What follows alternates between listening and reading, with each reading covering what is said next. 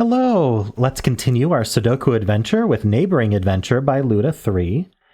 So we have normal Sudoku rules, so in every row, every column, and every 2x3 box, we are placing the digits 1 to 6 exactly once each. Additionally, we have these circles in the grid. These are neighbor sums. So digits orthogonally connected to the circle sum to the total in the digit in the circle. So it's not kind of like arrows, but a little different. But you could actually draw an arrow if you wanted to. So like this could be an arrow like, if I could draw properly, this could be an arrow like that. So basically, what does orthogonally connected mean? It means it shares an edge. So if we're talking about this circle here that I just made green, these are the orthogonally connected cells. And this one up here would be, if it did go off grid, it just means they share an edge. If they share a corner, that's not orthogonally connected unless they also share an edge. All right.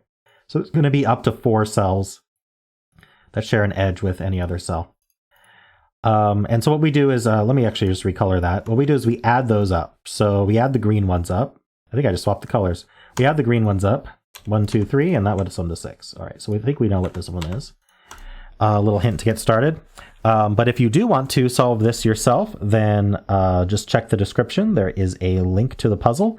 Highly recommend you try it yourself first, and I am going to get started right now. All right, well, we can start with what we just saw, which is this has to be a 1, 2, 3 triple, and this has to be a 6, because that is the minimum and the maximum for those.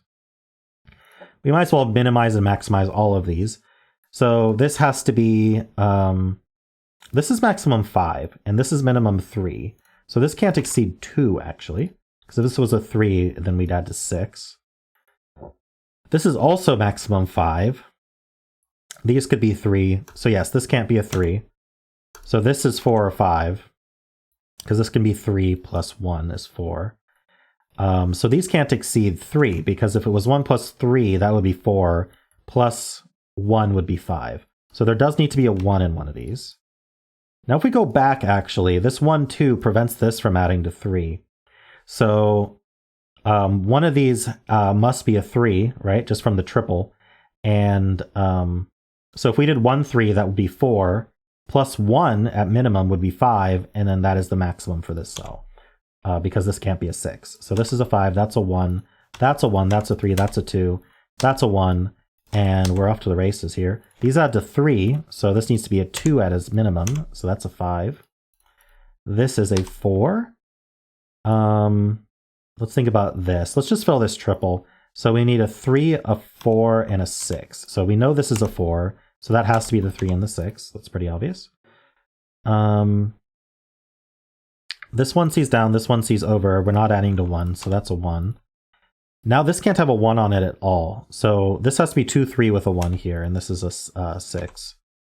So we know the order. That adds to 6. This is just the last for the column, which is a 5, so that's a 4 in order to get that to add to 5. And all our circles are done. So we need a 4 and a 5 here. We need 3 and 6 here. We need a 2, 4, and 5. So this is 2 or 4. This is, let's just fill it, 2, 4, 5. Yeah, so this can't be 4. And it can't be 2. So this is the 5. All right. This is a triple. Actually, this is a single. That's a 2. This is a pair, so we need a 3 and a 6. This is a pair. We need a 1. That 1 goes here. And this is going to be a 3. That's 6 and 3. All right. And let's see. In this box, we do need a 2. That's going to be down here. We need a 4. That's going to be up here. And we need a 5 and a 6. So the 5 has to go here. The 5 goes here, and the 6 goes here, and that gives us the 2 and the 4 and the 4 and the 2. And we're done. Nice and quick. All right. Well, thank you for the puzzle, Luda. I think that worked out pretty well. And yeah, I think it was a pretty good demonstration of how you can have these neighboring sum circles interact with each other, right? If I wanted to do this as an arrow puzzle, I could. But you run into this issue where the arrows overlap quite a lot, right? And it just makes a jumbled mess. So if you want to do something like this where there's some interactions, and by sum I mean SUM, where there's interactions between sums that overlap a lot, then this might be the constraint for you when you're setting. So it's a pretty cool constraint, and I don't see it very often. I think it has legs. So yeah, and if you enjoyed this puzzle and you want to show your appreciation, then why not leave a like, subscribe, and a kind comment below.